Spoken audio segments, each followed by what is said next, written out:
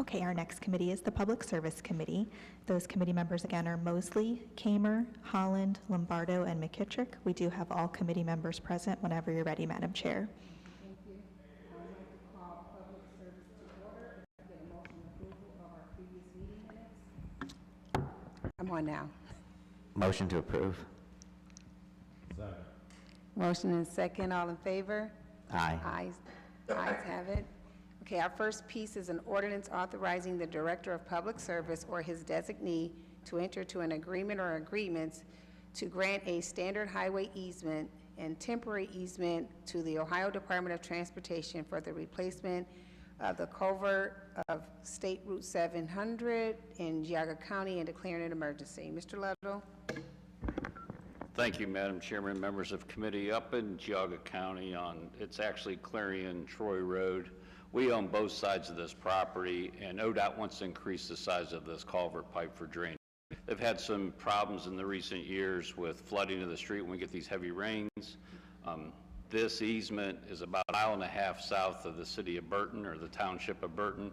It's about 25 miles north of our water plant, so it's not really close to our water plant, but this is just a standard easement agreement. We are going to receive $1,150 compensation for them to put this this culvert pipe under our property. Basically, it's just increasing the size. Consent is fine. I will take any questions. Okay. Any questions from committee members? Any questions from council members? Can I get a motion for consent? Motion for consent. Second. We have a motion and a second. All in favor? Aye. Ayes have it. Next piece is an ordinance authorizing the Director of Public Service or his designee to enter into a contract or contracts for the repairs of Canal Park Stadium mandated by Major League Baseball, the MLB, and declaring an emergency. Mr. Ludlow. Thank you, Madam Chairman, members of committee. Joining us today is the owner of the Rubber Ducks, Ken Babby. I think you're all familiar with him. This legislation before you will allow us to do improvements that are mandated by Major League Baseball to obviously to keep the standard up for the stadium and to meet those requirements. In the capital budget that we passed on page 12, I believe it was, we had a line item of $850,000. This legislation is for $2 million, so this is going to be spread over 2 years. So the improvements this year is about $850,000 or just under $850,000. And the big things that we're doing this year, per Major League Baseball standards, is improving both locker rooms. Since COVID, they travel with extra players due to players maybe getting ill, so each player needs to have their own locker space, their own chair, so we have to improve both of those locker rooms. With those locker rooms, right next to them is our batting tunnels underneath to meet standard of lighting, safety. The biggest thing is that we're doing there is the nets have to be raised. We have to improve the surface. The other items, that's probably out of, that's about 75,000 of this, those two items. Then we have improvements, I'm sorry, 120,000 of the 850,000. The other improvements is the lights that we did put in a few years ago. We were under minor league baseball standards. Now we're under Major League Baseball standards. So there are some improvements to the lighting. It's about 75,000. There's some, they bring in light meters and they'll have to either do some adjustments. Even if they have to add a few lights, the $75,000 will cover it. The rest of it is the replacement of the entire field that we have already started on. There also the crumbling of the steps and the walls and the dugouts. I mean, after 26 years, you can only expect that weathering to take place. We are going to improve the drainage onto the field. These that were in there, I guess the holes and the way they were configured, their spikes could get caught, whether it's the warning track or along the whole foul territory. That's all getting replaced. We are doing improvements to the both of the bullpens for the pitchers in the outfield. So that's what this legislation's for. Mr. Babby can talk to what these standards mean to each club and what they've meaned across the country. These are just, after 26 years, these are just improvements that we need to move forward with. I will take any questions, or I'll let Mr. Babby jump in. Consent is fine on this. There's no hurry. but we would like to pass it next week. So with that, I'll turn it over to him unless you want to ask me specific questions. Mr. Babby, would you like to add to that? Sure, thank you so much. Pleasure to be with you all today. Thanks as always for, I couldn't go anywhere without Chris, appreciate it. I just want to share a little bit of perspective on the why. I think it's really important to understand that since 2020, Major League Baseball, as I think everybody knows, has taken over the administration and oversight of minor league baseball. It used to be a separate organization. In that process, they went through the country and they assessed a new grading rubric as to which facilities comply and which do not, and then appropriately passed a rubric system which they sent the city and all of the related constituents. You may recall that there were 160 minor league baseball teams. 40 teams were contracted in 2020 as a function of their failed facilities, and the remaining 120 teams, of which includes Akron, were given very specific guidelines in terms of what needed to be improved without a particular timeline. Now that timeline has been extended from the Commissioner's office. It's resulted in cities across the country with minor league teams needing to move rather quickly to be able to be in compliance. I will share with you that in terms of a scoring rubric, the goal is to have less points, not more points. Our building came in the mid-60s. We need to be under a score of 30 by opening day 2023 here in just a few short weeks. So we've got great work to do. To put it in perspective, I'm fortunate to be in a position. I own another team in Jacksonville, Florida. That team scored over 120 points and needs 3 years of work for $24.8 million, which City Council just approved there. That's on sort of the mid-range scale. There's some stadiums that need to be completely rebuilt to be at Major League standards for not having large enough locker areas, large enough player facilities, and large enough areas for what's now required from Major League Baseball. Lighting was a great example as well. So we're here today to respectfully ask for the support of the city in this work. I can also share and have shared with the service department all across the country, cities and counties have stepped up to make sure that these stadiums are MLB compliant, and we turn to our city for help on these extraordinary measures and extraordinary timing. Thank you. All right. And if I could just add, we were intimately involved with this audit when Major League Baseball was here. Our engineering, we did even leverage our Akron Energy partners for some of the improvements that are needed. So we were there, we looked at these things, and with next year's program, we would have to bring all that back to you. Even though we're bringing the legislation today for next year, when those improvements are going to be done, there'll be more legislation next year before we do those improvements. So I just want to clarify that. Okay. Any questions from committee members? Mr. Lombardo? Yeah, so Mr. Lovell, the $850,000 in this year's budget, there'll be another $850 for next year? No, it's probably going to be closer to 1.175 or whatever that is. For the total $2 million? Yes. Okay, I got Yeah, you. we have it. That's what the budget was set up for. Okay, yeah. Anything else? No? Good. All right. Councilman Fusco? Yes. Thank you, Ms. Mosley. I just stand in favor of this. In 1997, the city made a significant investment in our downtown. I believe the return on investment has been extremely high. And I can also tell you, in terms of a partner that the city has with Mr. Babby, he's invested significant money into our stadium that we, the city of Akron, own, to make it more family friendly, to make it more friendly to the fan, and plus I think there might be a couple championships behind that as well, but which is always exciting. But I think this is a great investment for our community, and so many families, so many folks go down there and really enjoy their summer there, and I think it's a great investment for our city, and I just stand in favor. Thank you. Thank you. Any other questions from committee members? Mr. Malik? Mr. Little, you had a breakdown of the cost. Could you share that with us via email? Sure. Thank you very much.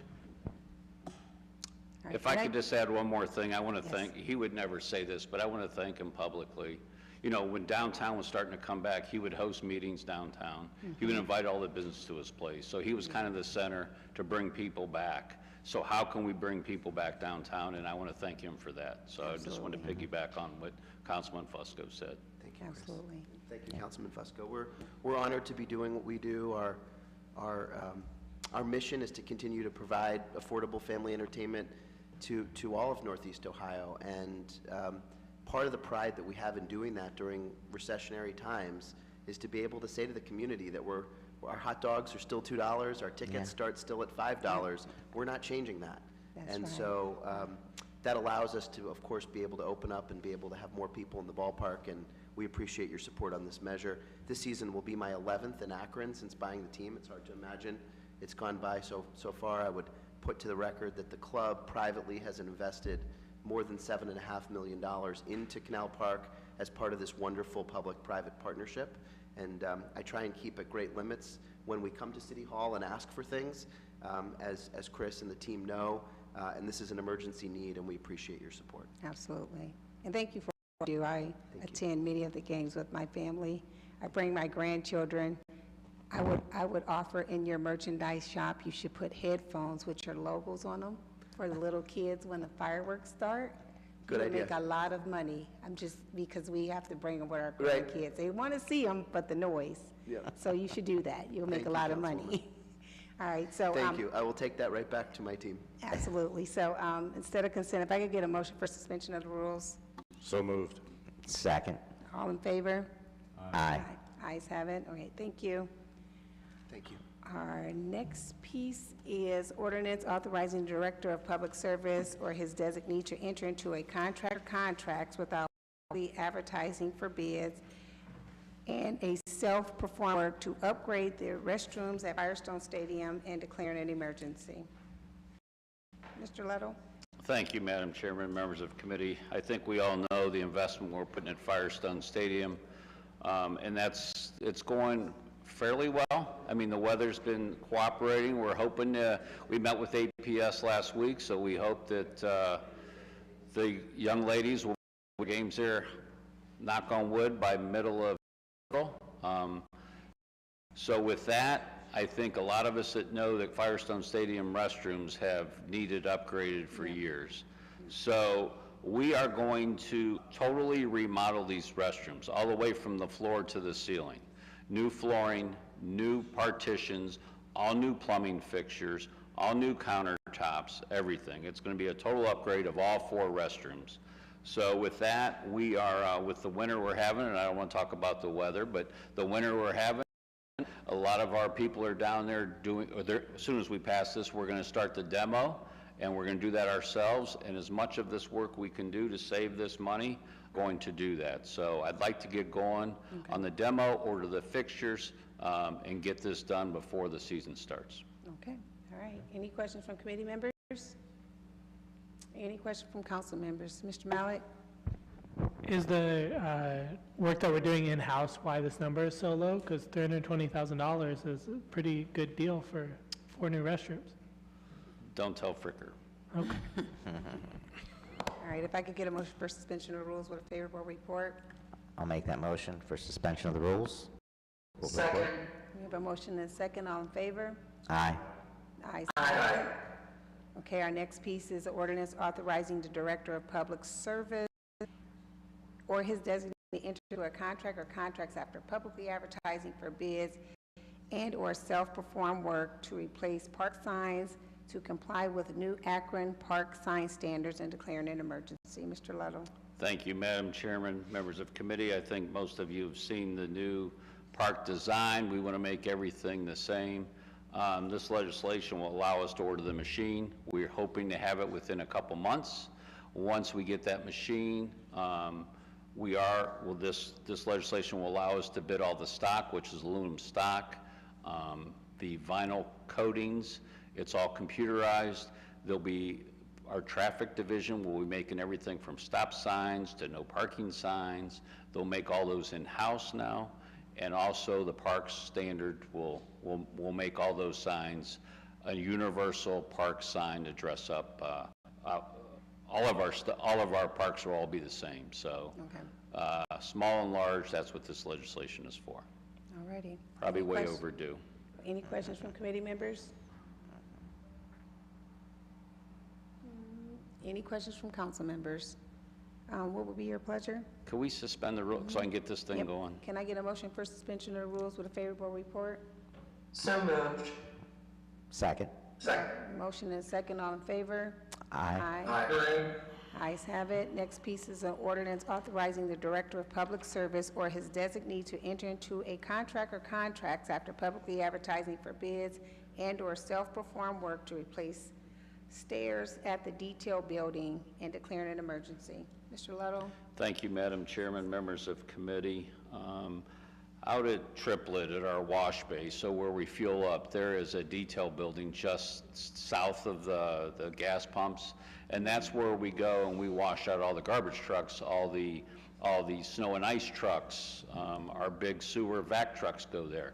So they go up on this platform with high-pressure hoses, and they wash down the trucks, and then it goes into a containment pit, and then we clean that out. Well, these steps are very old.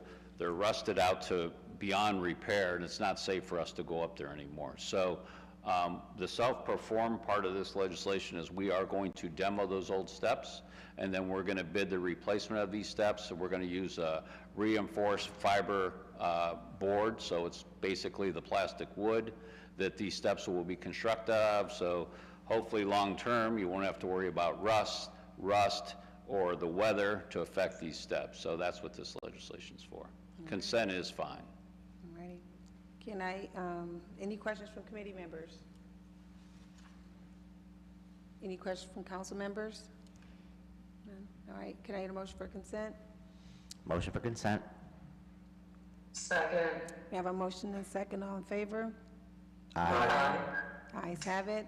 Last piece is an ordinance authorizing the Director of Public Service or his designee to enter into a contract or contracts after publicly advertising for bids and/or self-perform work to replace fire alarm systems and install sprinkler systems to a building and 2 garages at the Municipal Service Center and declaring an emergency. Mr. Ludlow? Thank you, Madam Chairman, members of committee. This legislation will allow us to install fire suppression sprinklers and alarm system in our 2 garages out of Public Works. 1A, which is sanitation and parks, and then 1B, which is street cleaning and highway. These buildings have never been sprinkled. We have probably over 60 pieces of equipment in each one. In the event, I don't even want to talk about having a fire and then damaging our equipment. So we've been working with our insurance company. We've put this into the capital budget. There's not a lot of self-performing here. We may run some of the electric ourselves, but this will be a bid project to do a full sprinkler system in both garages. Both garages are heated, so we don't have to worry about freezing temperatures of the sprinkler system. So it won't be like a chemical system. It'll be just regular water system. Okay. But if a head goes, it automatically calls the fire department, so it'll be tied right to our fire alarm system. Okay. All righty. Any questions from committee members? Any question from council? What's your pleasure? Consent's fine. Consent. Can I get a motion for consent? Motion. So moved. Second. We have a motion and a second, all in favor? Aye. Aye. Before we adjourn, Chris, could you give us a quick update on the elevators at the courthouse? Where are we at over there? Well, they did get all the materials in to upgrade all the doors, so they have started on that, and we are doing a full design of a total renovation.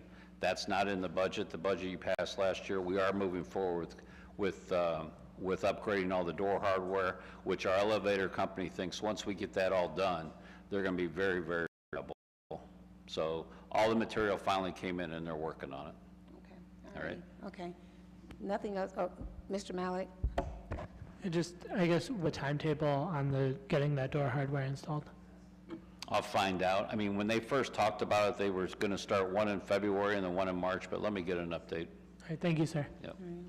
All righty. Nothing else coming before us. We are adjourned. Our final committee meeting of the day is the Public Safety Committee. Those committee members are Kamer, Mosley, Lombardo, Malik, and McKittrick. All committee members present. Whenever you're ready, Mr. Chair. Thank you, Sarah. Yeah, I'd like to move forward and call a public safety meeting to order, please. All members are present in person or via Zoom. We have three pieces in front of us today. Our first one is ordinance amending and/or can I get approval of the minutes, please? So So moved. moved. Second. All in favor? Aye. Aye. Anybody opposed? All right, thank you, I appreciate that. All right, our first piece, ordinance amending and/or supplementing Title III, Chapter 31, and enacting Article 3, Akron Citizens Police, including Section 31.50 definitions and 31.51 Citizens Police Oversight Board, term in order to orderly implement certain portions of the Section 68A of the Charter and declare an emergency. This will be a substitute offered as an amendment. Gerwalms? I definitely appreciate it. We were having interviews with some of the candidates that applied for the Oversight Board. This suggestion was considered. It was an opportunity to go ahead and allow somebody to be reappointed for the 2-year appointment. And I know Assistant Law Director Angeloni worked on the language, and I would allow him to answer any specific questions. All right, thank you. You want anything to add? Sure, yeah, in a nutshell, what this does, previously, the 2-year term board members would have been basically out after 2 years. This allows them to be reappointed for one additional 4-year term for a total of 6 potential years. So the staggering just allows them to be, once they've gone through that, educational process to continue on the board, so. Thank you. Council members that are on the committee, any questions, comments? All right. Other council members, I do see. Thank you so much, Mr. Chair. I just want to thank Brian Angeloni and Gert Wilms for addressing this issue.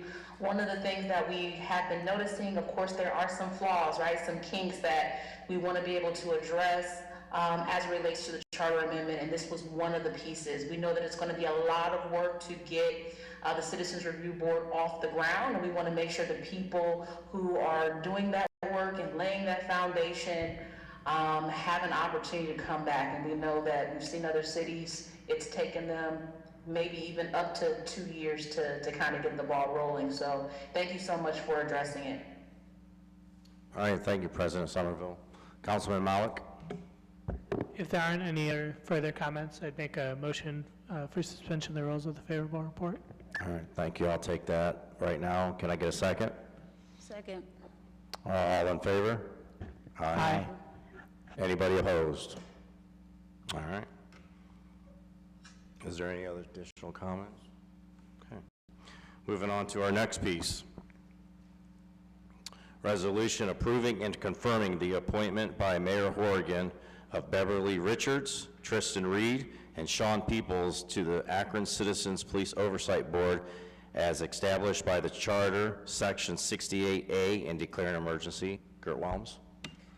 Thank you, Chair. I would like to begin by thanking all the citizens who actually applied to serve. Again, this is a volunteer board. We're asking them to do an awful lot of work to start this board from nothing, to build it out, to offer, as the charter amendment states, it is an opportunity to improve police and community relations. So for anybody to come forward willing to serve, again, we cannot thank them enough for their willingness. We had an ample amount of applicants. We did make a very deliberate attempt to interview at least one person from each ward. The way the charter amendment is written, it doesn't require representation from each ward. So they're just, we wanted to make sure, though, at least in the interview process, we did take that into consideration and talk to a member of the public from each ward. So I know Mayor Horrigan is here. I'm not sure if the mayor has any questions or with regards to our appointments.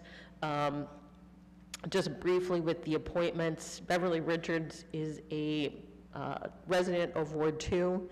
She is a licensed social worker, an attorney, and the current CEO for Easter Seals. Sean Peoples is a resident of Ward 7. Mr. Peoples is a retired law enforcement, I believe for more than 2 decades in Canton. Mr. Peoples decided for a second career. He is a Metro bus driver. So we thank him for applying. Our final applicant that the mayor is looking to seat is Tristan Reed.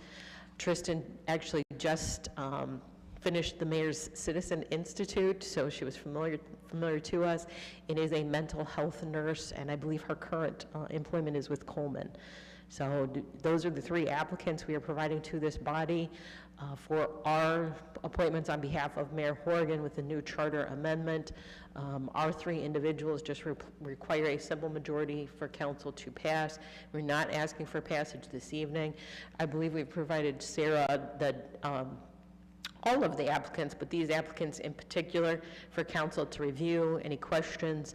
The applicants will be made available to this committee on the last Monday of this month for any kind of in-person, but by all means, these are the individuals that we submit to council to start this initial board on behalf of the citizens of Akron. Thank you, Gert, I appreciate that. I just want to take a moment before I take any questions or comments, just to thank you, Emily, and Brian, and obviously Mr. Morgan's not here, but and some of my colleagues that joined in the interview process. It was pretty intense, long hours. We spent a lot of hours down in the mayor's conference room, and I learned a lot, and a lot of good, experienced candidates, a lot. So I just appreciate that. And I guess I'll thank President Somerville for allowing me to serve on that committee. And yeah, it was a good experience. And I appreciate your 3 candidates that you're bringing forward. I really think those are 3 great candidates that you guys decided to choose. So thanks. Committee members of Public Safety, any comments or questions? Councilwoman Mosley. Thank you. I appreciate you putting someone on here that deals with the mental health community. I appreciate that. I think that is much needed. It's good to have attorneys there to give their perspective, but to have someone who's dealing with people in that state, in that moment, is very, very crucial to what we're dealing with as we relates to public safety here in the city. Just a brief question, I'll ask this of the other candidates as well. One thing that I want to make sure that is not happening with these candidates and the people who've been brought forward is that they're not a part of any nonprofit or company or corporation that is receiving any kind of funds from the city. So that is something that, I don't know if that's something that was checked when we approved people to be on this board, but this is the same question I'm going to ask on the other side. So I can tell you that we did not ask that specific question, but we did ask questions related to conflict of interest, and felt comfortable with everyone's responses. Okay. Yeah. All right. Thank you. Thank you, Councilwoman. Councilman Malik. Thank you. Just want to say 2 things. First, I appreciate the process.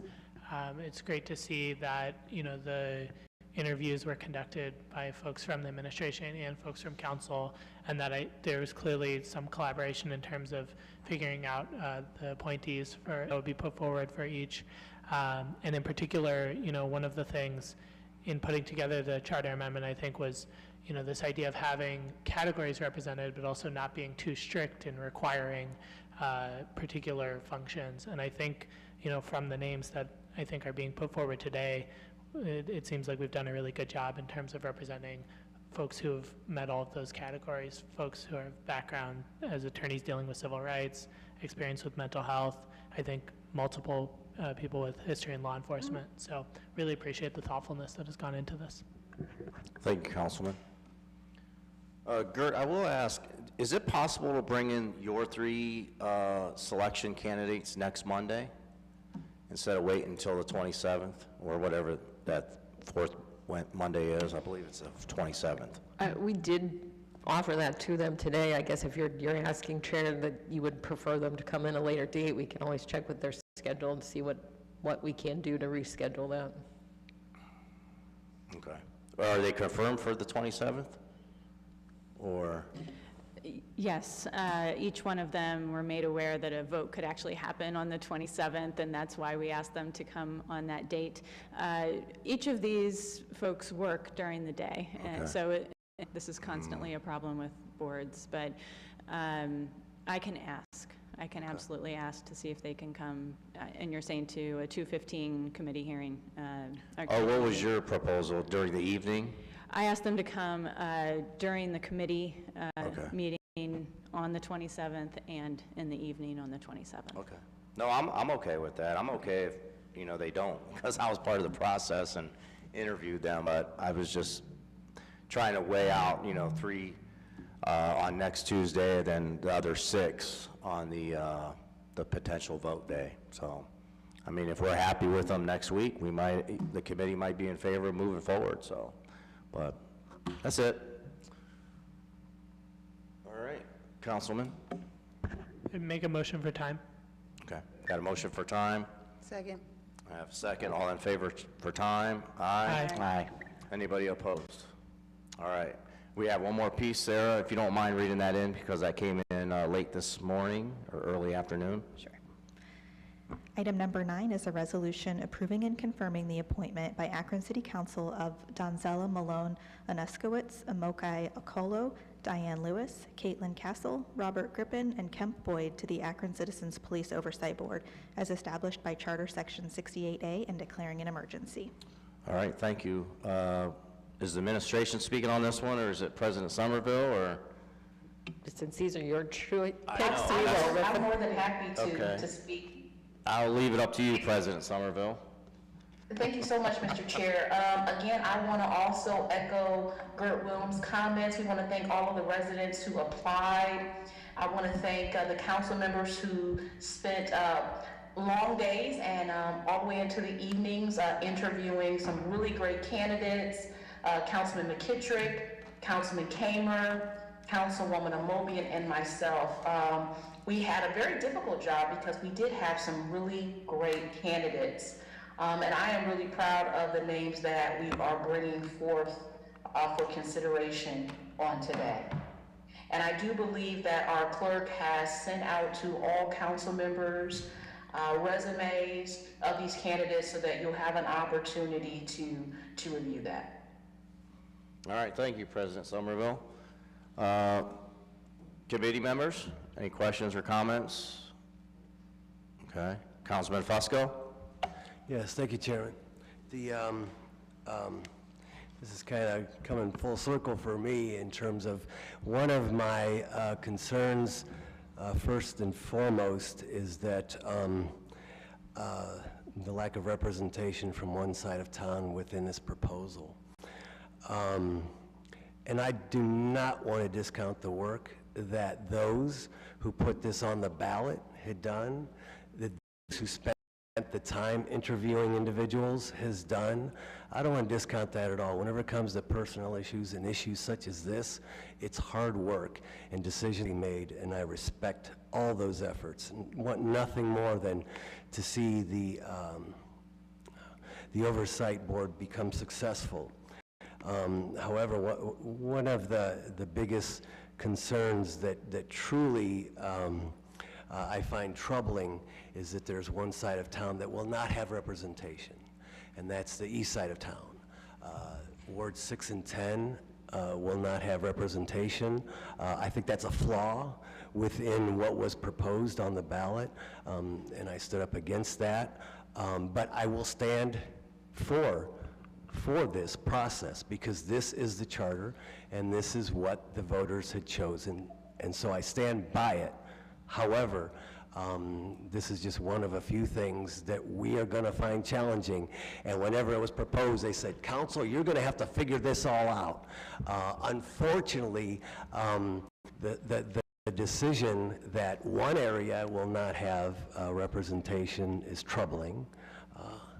And the fact that now we have 2 areas that will not have representation continues to be troubling for me as someone who I found it, and those of you who've worked with me over the years know that this is one of my biggest concerns, is that every side of town has representation, be it the Akron School Board, be it the Arts Commission, be it whatever it is, that everyone has representation, everyone has a voice.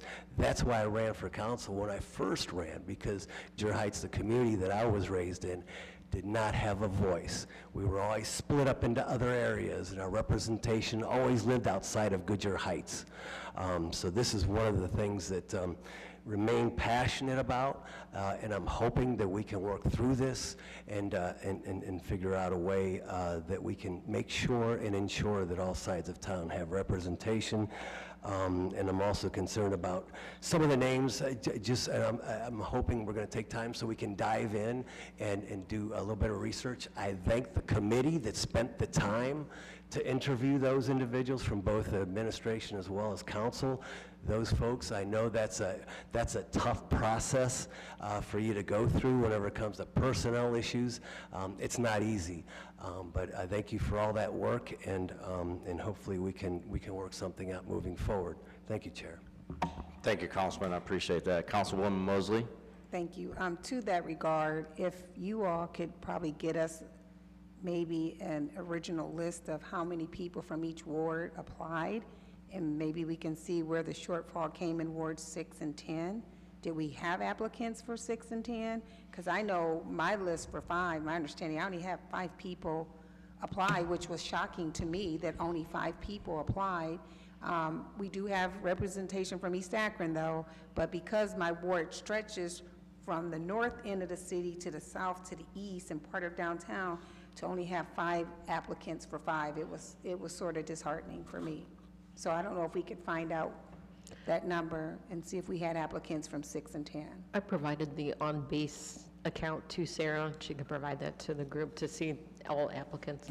Okay, thank you. Thank you, Councilwoman. Any other Councilman Malik?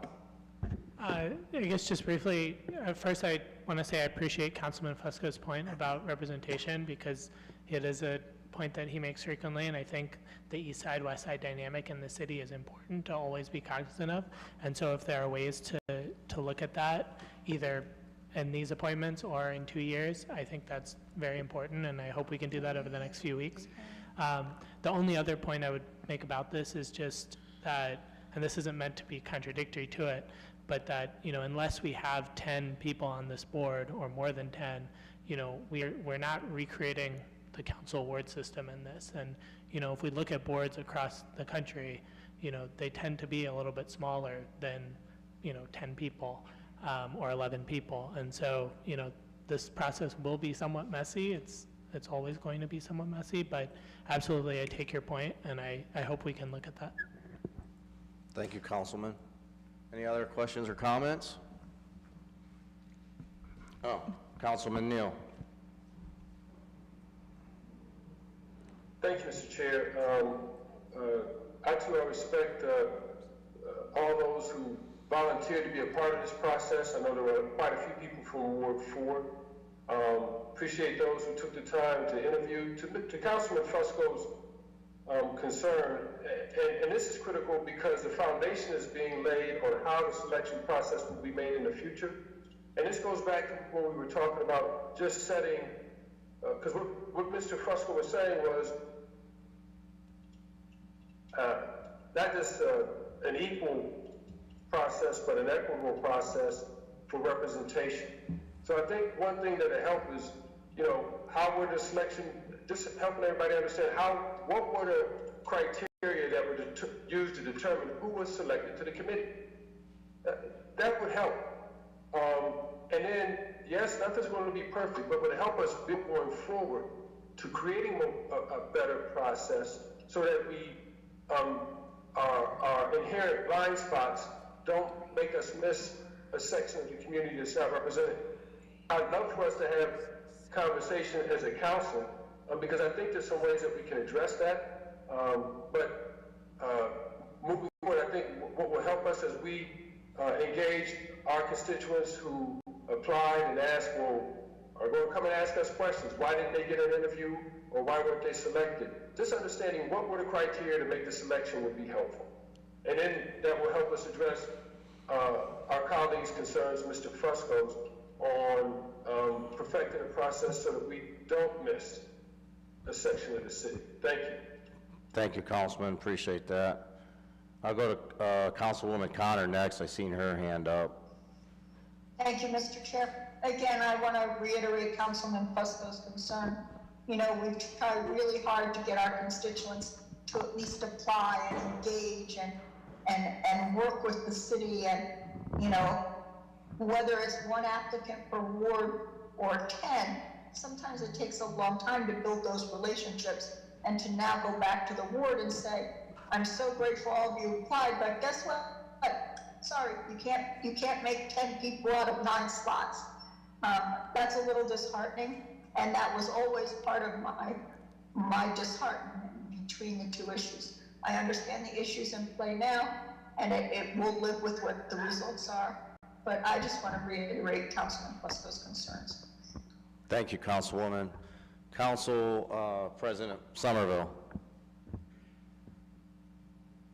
Thank you so much, Mr. Chair. I just wanted to ask Brian Angeloni if he would be so kind to talk about the specific requirements that the charter spoke to and how we were very careful to make sure that when we were calling individuals in for interviews, that those items were checked, that the residents wanted to make sure the board was comprised of. Yeah, so the way that the charter is structured, the charter amendment is structured, there are certain requirements about diversity, okay? So we're looking for various things, and those are actual requirements. Diversity of race, diversity of, different items. There are other, what I'll call, sort of, oh, you got it, perfect, I don't even have it in front of me. So there are other requirements that aren't technically requirements. These are just aspirational things, right? So there's a list of those as well, and what those are: an attorney with a criminal justice or civil rights background, a member between the age of 18 and 35, member from a faith-based community, member with a professional background in mental health services, member affiliated with an organization that represents economically disadvantaged and underserved citizens in Akron, and a member with a professional background in law enforcement. So those are all aspirational. And I believe, and Emily and Gert can correct me if I'm wrong, but I believe that the selection committees between the 9 appointments actually hit on all of those aspirational criteria. Every single one was checked off. And so the actual requirements that we're looking for, I mentioned, was diversity-based. So we're talking about, let's see, race, sex, sexual orientation, gender identity or expression, religion, disability, ethnicity, age, socioeconomic status, and geographic region. And again, many of those criteria were hit with the nine folks that were chosen, or that are before you, I should say. Thank you, Brian. Anything else, President Somerville? No, thank you. Thank you. Councilwoman Omobian? I too would like to thank President Somerville for allowing me to serve on this committee. And I totally agree with all the comments I've heard from those that served on the committee. It was a very difficult decision in that we had so many wonderful applicants who are willing to give up their time and spend time helping us out with this project. So that was the first thing. We sat there, we probably could have selected many more, but we thought we got the best of what came before us. And as you review the applications or resumes or whatever you have before you, there are a number of candidates, applicants who will check 2 or 3 of the boxes. You have, just to give an example, Attorney Gibbon will check, he's a white man, he's Jewish, he's elderly. You have Amokai, who is between the age of 18 and 35. He's an attorney as well, and he's probably the youngest African-American we have on the team that would fit the criteria where many of these incidents are happening to those young black men that we've been so concerned about. And if you look at Diane Lewis, who's representing Ward 5, she's a licensed practical counselor as well as a minister, and she's the black female, and she also lives in Ward 5. So there are so many people, when you look at what they cover so many of these areas. And as I indicated, it was a challenge to narrow down. Tristan Reed used to work here at Community Support Services, and she worked at Portage Path. She's an advanced practice nurse. She's also deeply involved in her church at United Baptist. And again, she's a black female. We had some very high quality. We had one educator who came in. She's a counselor in the school system who brought in information about 2 of her students that have been lost to criminal behavior. And so there were so many boxes that people checked off that more than met the criteria we were trying to fulfill. And again, it was a difficult decision, but again, there are some folks that are going to serve 2 years and some that will serve 4. Hopefully, as we begin to look at the turnover in their terms, we can then address some of the areas that we were not able to cover in this round. But again, it was a challenge. 9 members to represent a city of this size with 10 wards. I think we knew going in that we were going to have some issues fulfilling all of the wards. But again, I think we are recommending the best of the best. With that, I thank you again, Madam President, for the opportunity to serve on this committee. Thank you, Councilwoman. Any other? Oh, Councilman Neal. Thank you, Mr. Chair.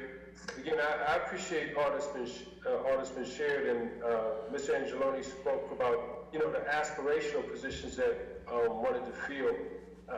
My question is still, and it's for going forward. You want to fill those aspirational positions. If you have several people that fill those criteria, how did you select between those? What was the metric? What metrics were used to make the decision? And now that we have a Ms. Tucker, who's our diversity and equity and inclusion, to help us put those metrics in place, there may be something that we can pull from human resources that going forward, we can have these metrics that we use that help us make a selection so that our blind spots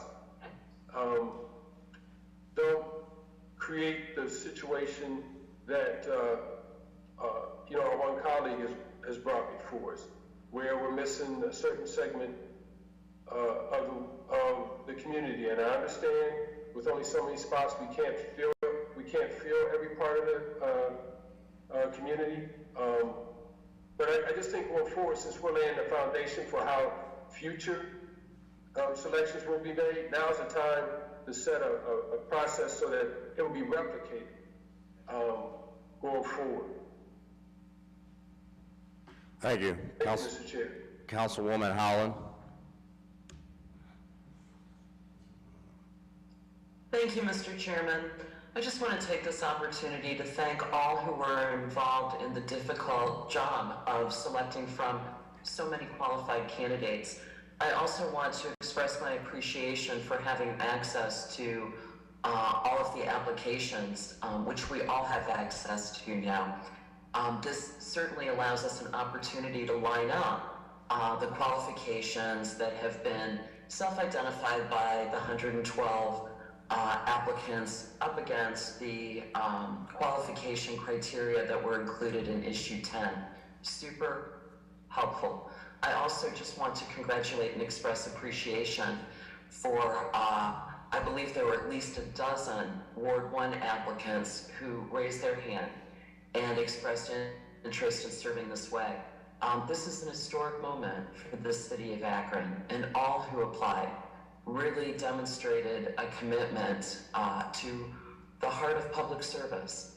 And I do appreciate this whole process and look forward to hearing more. Thank you. Thank you. Anything else? Councilman Fusco? Just one question, and I think I know, but I don't want to assume anything. I noticed that the addresses, and you'd mentioned that the Ward 5 representative would be representing West Akron. What's the, well, I don't know if we want to, The addresses are redacted, so I was just curious what the thought was about that. Oh, no, they're not redacted on the dashboard. They're there. She lives off of Arlington Street. Okay, well, on here, okay, what we were supplied, the addresses aren't included, so many of the folks, I don't know where they're from or where, we should probably, I'm just curious about that. Yeah, if you go to ShareBase, they're there. The whole entire application's in ShareBase. ShareBase, very good, thank you, but they're not included on the piece that's attached to the legislation. Thank you. Anyone want to comment on that? I would be happy to. Because these applications are attached to the legislation, which is public-facing, out of respect for these candidates, I removed their home address, their personal email, their personal phone number. Thank you very much. Thanks. That's all I was looking for. And Councilman Fusco, I spoke to our public records attorney this morning, and the same has been done for any public provision of these applications. Thank you. Yeah. Thank you for that. That's what I was looking for. Thank you. Yeah. Let me go to Councilman McKittrick real quick. Councilman, and I'll come to you. Thanks, Mr. Chair. First of all, I'm just going to have to forgive me. I may have to step away momentarily. I have 5 Dominion Energy trucks on my street. My gas line's disconnected for the 5th time in about the last 2 weeks. So I may have to step away to interact with them in a moment. Just wanted to comment on what Councilman Fusco and Councilwoman Connor said. I'm in total agreement with the aspect of the east side not being represented. And it's great that we can talk forward about how to address this, but it's just continually, that's what we've heard time and time and time again, that the east side does not have representation.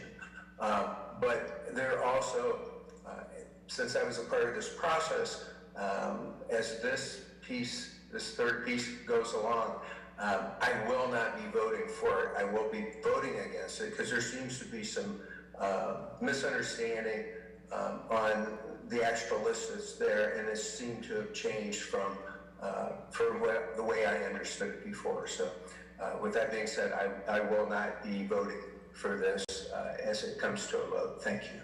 Thank you, Councilman. Appreciate the comments. Councilman Malik, did you have anything, or are you good? Yeah, I was just noting, the point was made about the public records, and just to confirm, the unredacted versions are available on the ShareBase. That's correct? Correct. Thank you. No, thank you, and I appreciate our clerk of council doing that, so I appreciate that.